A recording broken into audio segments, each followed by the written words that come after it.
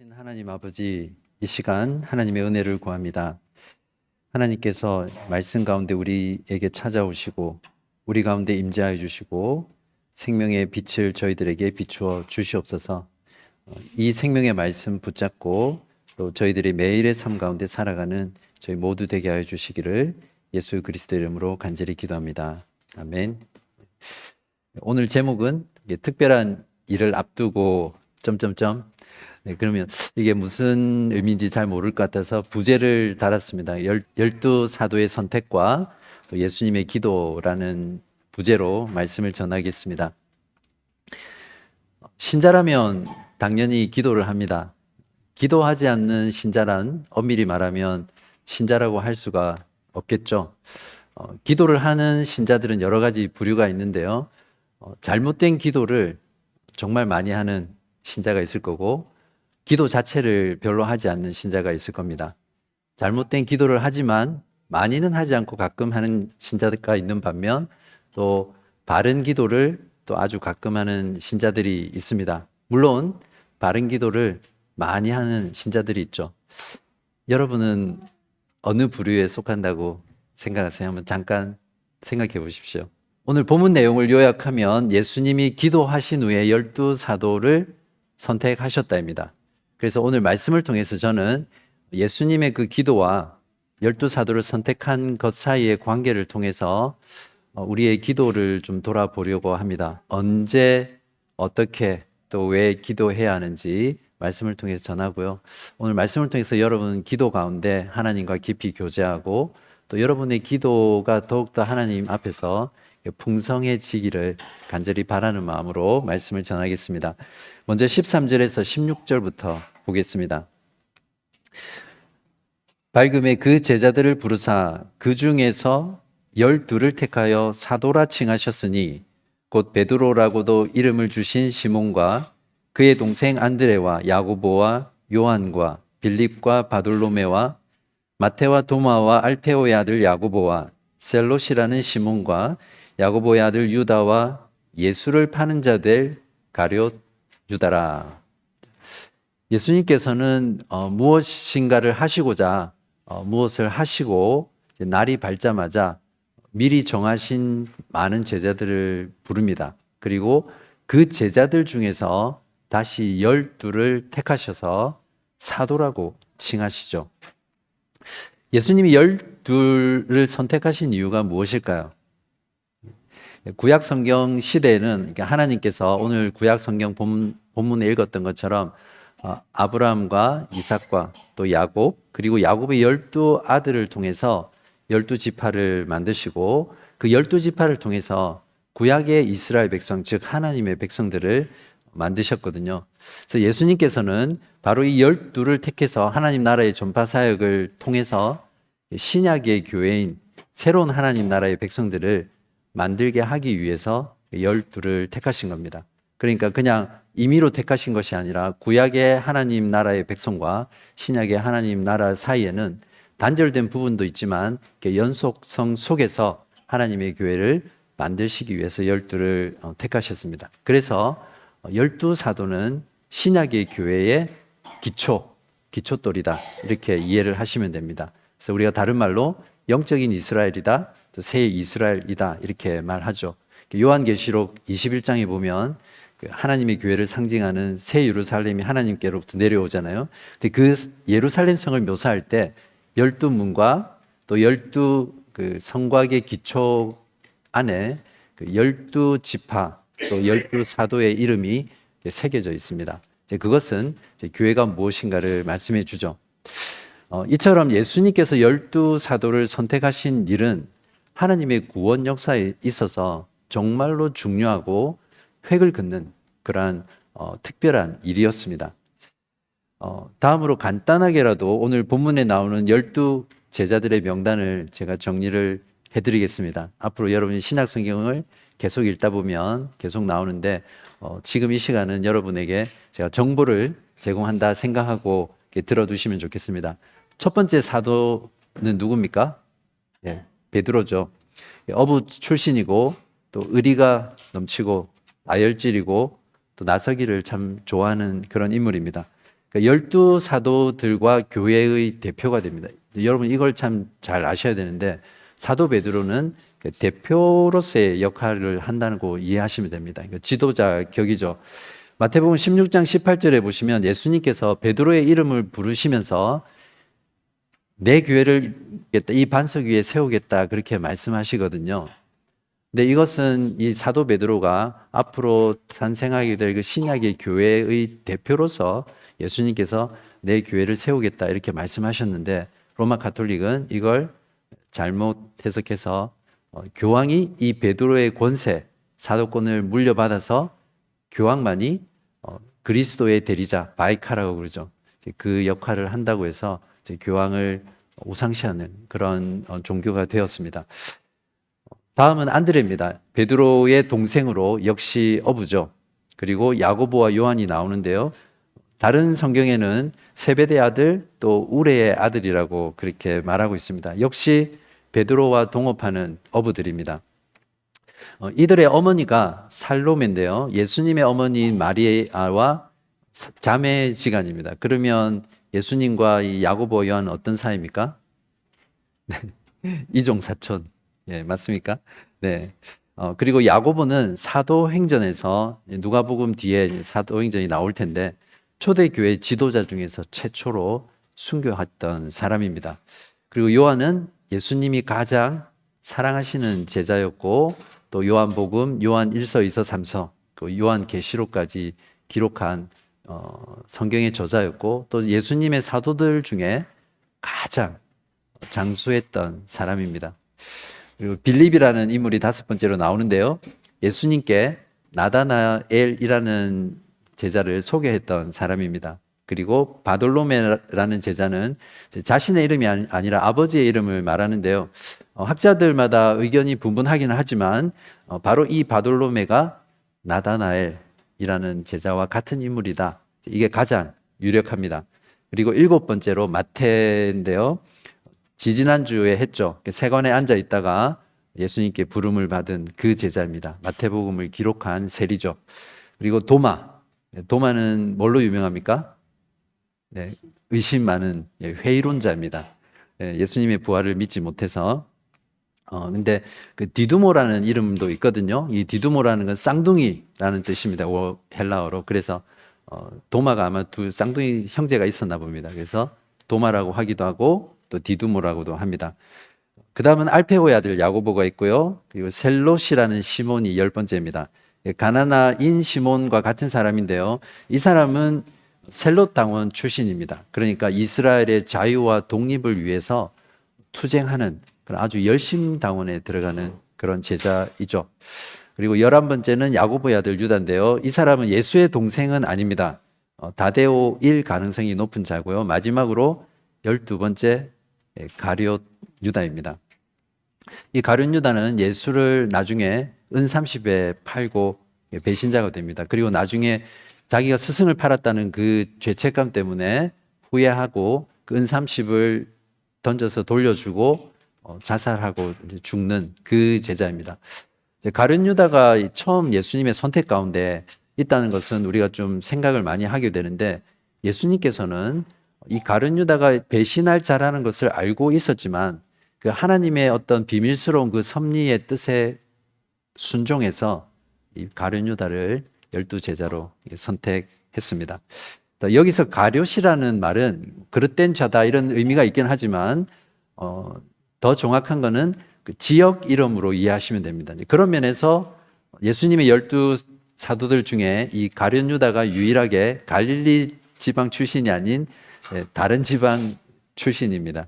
그래서 이렇게 12명의 사도를 예수님께서 이제 한꺼번에 다 종합적으로 정리를 하셨습니다. 예수님이 택하신 사도들을 이렇게 가만히 보면 상류층이 하나도 없습니다. 그리고 이들의 배경을 보면 정말 다양한데요.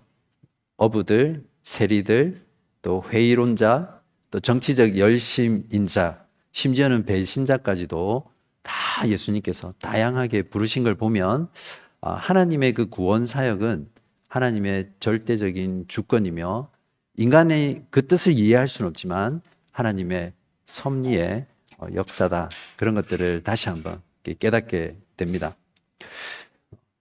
하나님의 구원 역사를 이루어가는 일이 이렇게 중요한 일이기 때문에 예수님께서는 12를 택하시고 그들을 사도라 부르셨거든요. 그래서 이 사도라는 말이 나왔기 때문에 사도라는 말도 역시 정리를 해야 됩니다.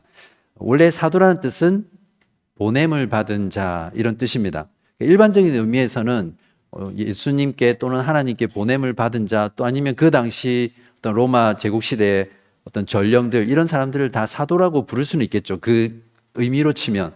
그러나 여기서 예수님께서 12를 선택하시고 그들을 사도라고 부른 것은 그 12에게만 국한된 것입니다. 다른 사람에게 사도를 붙일 수 있는 것이 아니고, 그래서 그 예수님에 의해서 선택된 사도들은 하나님 나라의 복음 사역을 위해서 예수님께서 직접 예수님의 그 대리자로서 대변인으로서 세우신 자들이 그 사도들이거든요. 바울 사도의 경우에는 예수님과 함께 사역은 하지 않았지만 부활하신 예수님을 천상에서 뵙고 그 예수님에게서 직접 부름을 받고 복음 사명자로 보냄을 받잖아요. 그래서 사도 바울은 자신이 사도라는 것을 변호하고 증거했습니다. 자, 그렇기 때문에 여기서 우리가 꼭 짚고 넘어가야 될 것이 뭐냐면, 이 사도라는 직분, 예수님께서 부여하신 이 사도라는 직분은 사도들이 죽으면서 끝이 납니다. 그러니까 사도들이 죽은 이후에는 더 이상 신약의 교회에서는 사도라는 직분이 없습니다. 단지 우리 홍유미 전사님이 기도하셨던 것처럼 이 사도가 받았던 그 역할, 하나님 나라의 복음 전파라는 그 사명이 교회에 이렇게 이양된 것 뿐입니다.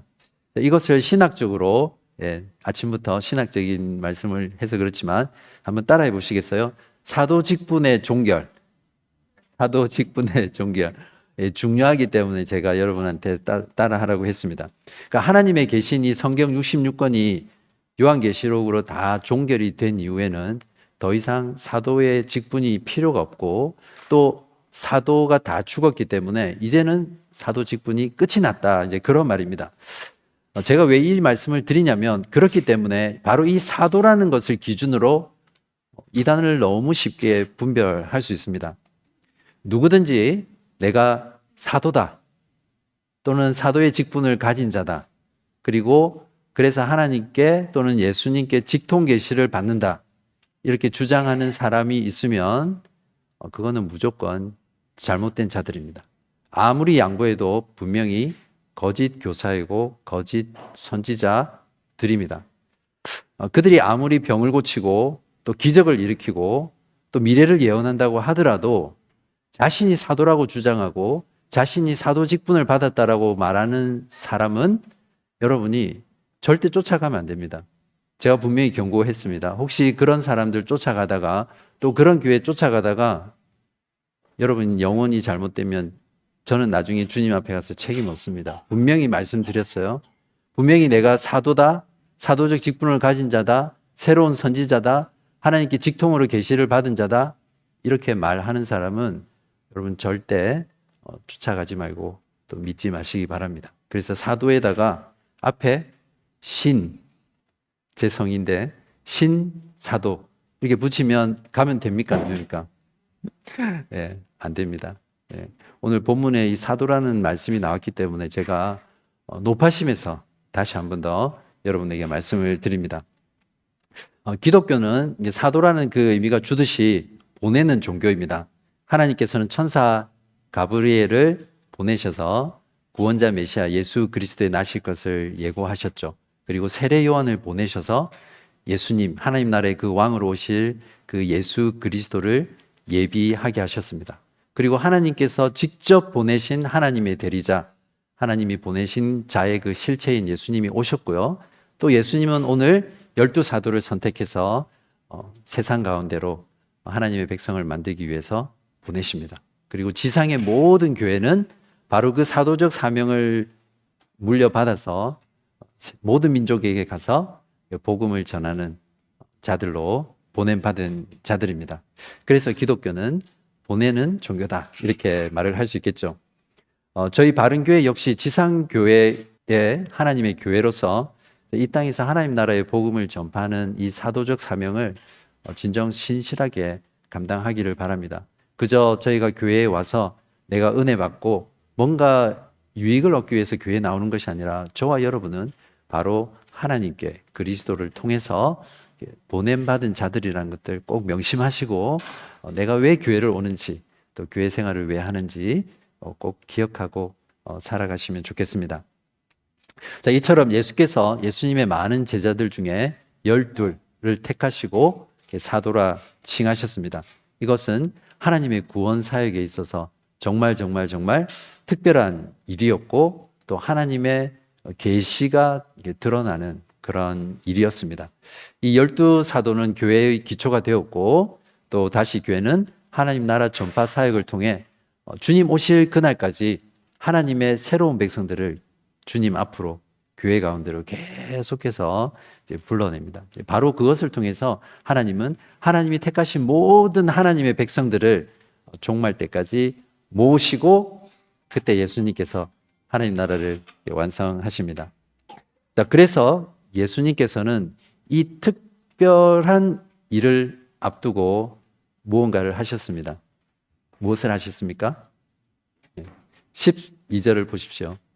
이때 예수께서 기도하시러 산으로 가사 밤이 새도록 하나님께 기도하시고, 예수께서 12사도를 택하시는 이 장면은 마태복음 10장과 마가복음 4장에도 똑같이 나오거든요.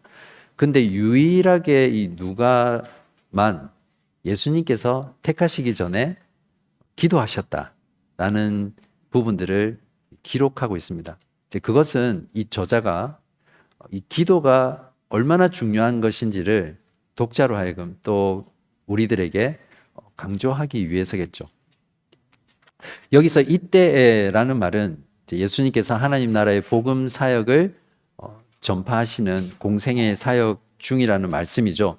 가르치셨고 복음을 선포하셨고 또 많은 병자들을 고치셨습니다. 많은 사람들이 예수님께 몰려들었고 또 예수님을 따랐지만 또 반대로 예수님의 대적자들이 더 강력해지면서 예수님을 반대해 왔었죠.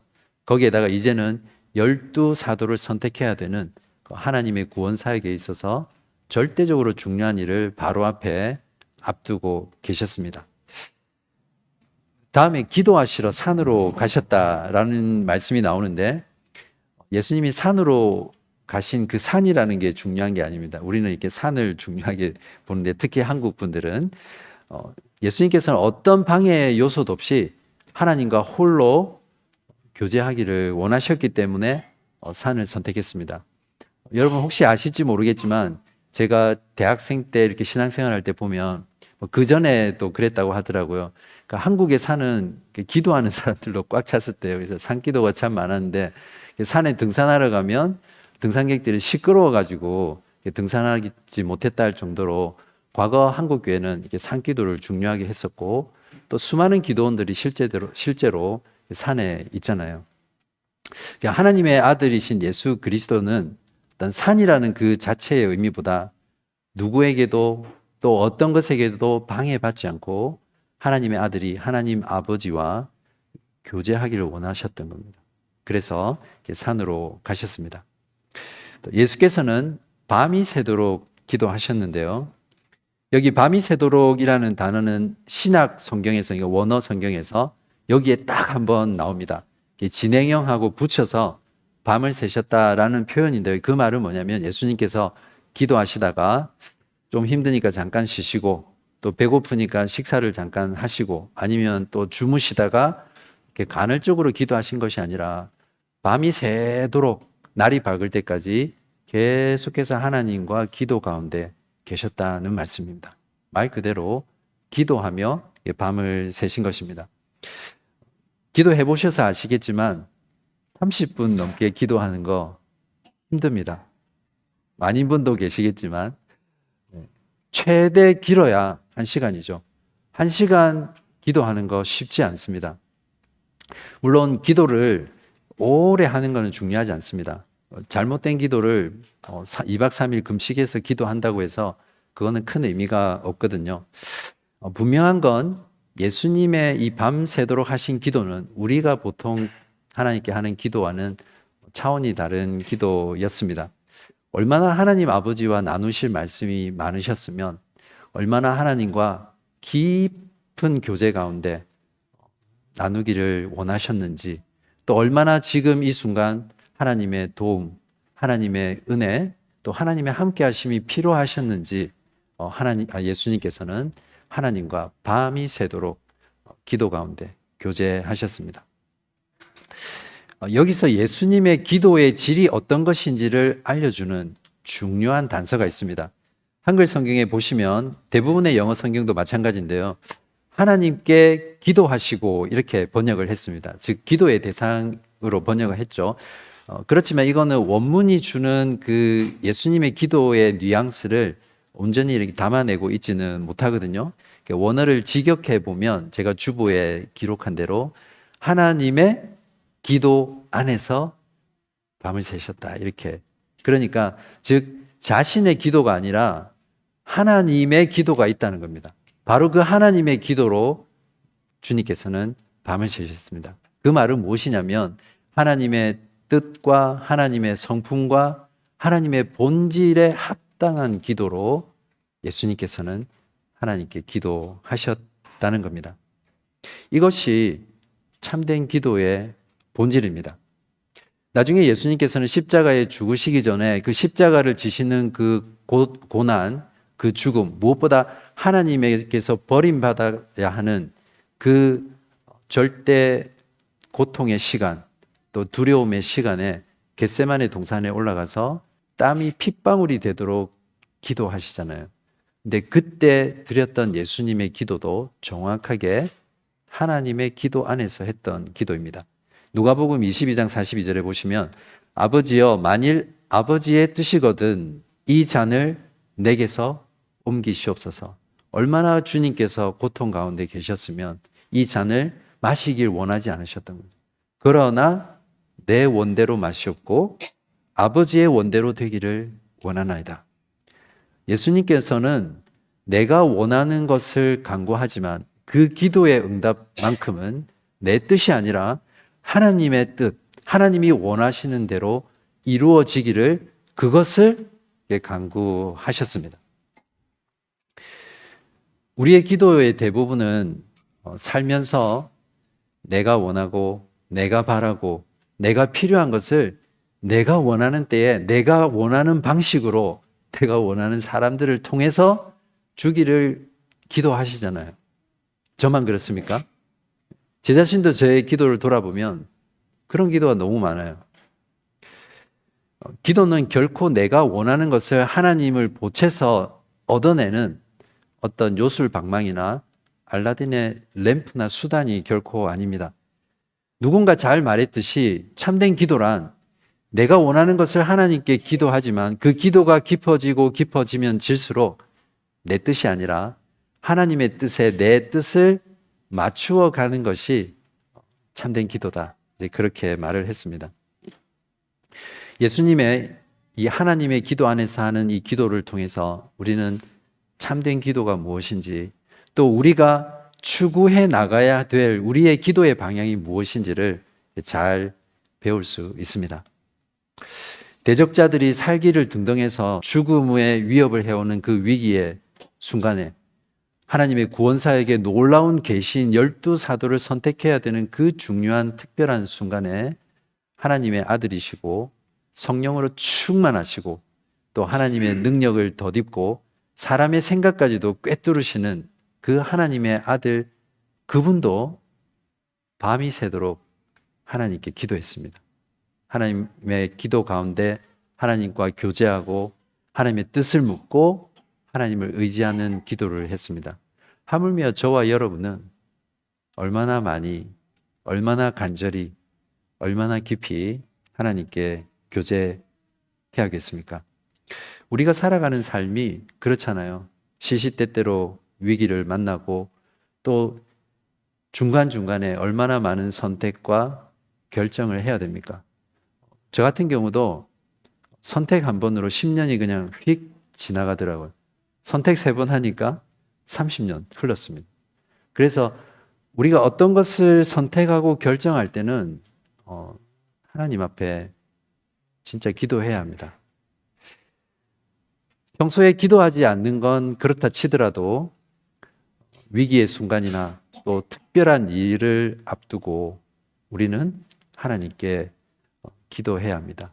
하나님과 깊이 교제하는 가운데 하나님의 뜻을 묻고 하나님의 도움을 구하고 하나님을 의지하는 그 기도가 우리들의 삶 가운데 늘 충만하게 있어야 할 것입니다.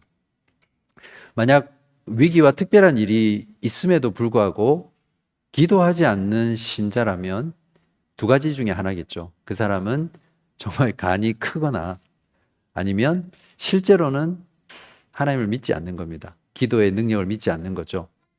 아무리 말로 나는 하나님을 의지하고 하나님을 믿는다라고 기도한다고 하지만 이러한 특별하고 중요한 일 앞에서, 위기 앞에서 기도하지 않는다면 그 사람은 그 사람의 그 기도의 모습을 통해서 하나님이 아니라, 하나님의 힘이 아니라 내 힘, 내 지식, 내 지혜, 내 능력으로 살아간다는 것을 증명하는 것입니다.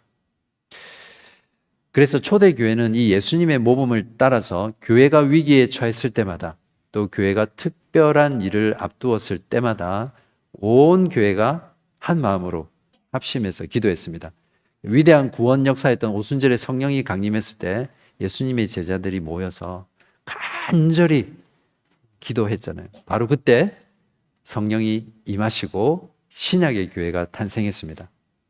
예루살렘 교회가 구제의 문제로 서로 다툼이 있었을 때 사도들이 말씀과 기도에 전무하기 위해서 7 집사를 뽑잖아요.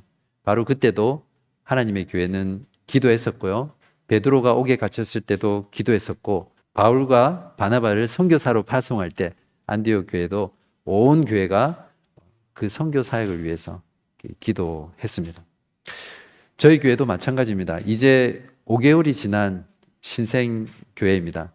언제쯤 우리는 신생교회입니다. 이 말을 안 하게 될지 모르겠는데 아마 내년부터는 안 하게 되겠죠. 일어나길 원하지 않지만 앞으로 우리 교회 가운데 분명히 많은 위기가 찾아올 겁니다. 또 많은 시험들이 찾아올 겁니다. 또 많은 특별한 일들이 우리 가운데 있을 것입니다. 오늘 말씀을 기억하면서 우리가 하나님께 나아가서 온 교회가 한 마음으로 또 한 뜻으로 열렬하게 기도하는 것이 얼마나 중요한지를 다시 한번 돌아봅니다. 제가 보기에는 저를 포함해서 많은 부분에서 저희 교회가 참 귀하고 좋고 또 잘하고 계시지만 저희 교회는 어떤 면에서는 기도가 약하지 않나 그런 생각을 해봅니다.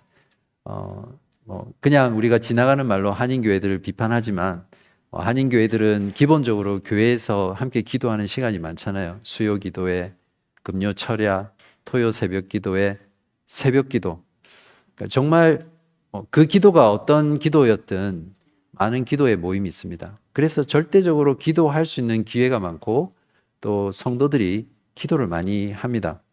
물론 제가 이 말씀을 드리는 것은 저희 교회도 한인교회처럼 수요 기도를 만들고 새벽 기도를 만들고 금요 철야 기도를 만들어서 그런 기도 모임을 통해서 기도를 많이 하자라고 말씀을 드리는 건 아닙니다.